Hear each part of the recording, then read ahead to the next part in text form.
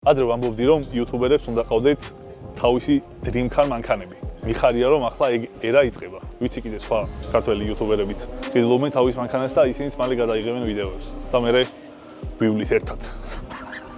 მადლობა კიდევ ერთხელ თითოეულ თქვენგანს და იცოდეთ, რომ პრობლემები ცხოვრებაში იმიტომ არსებობს, რომ ის რაც გინდათ, სამყარო დარწმუნდეს მართლა გინდათ თუ არა ეგ რაღაცა. აირჩიეთ ცხოვრებაში ისეთი მიზნები, რომლის ერთგულებასაც შეძლებთ. ჩემთვის ესე პირდაპირ მანქანის ყიდვა მიზანი არასოდეს ყოფილა. ჩემი მიზანი იყო ყოფილიყავი ძალიან მაგარი იუთუბერი. ძალიან მაგარი იუთუბერს კი ძალიან მაგარი მანქანა უნდა ყავდეს.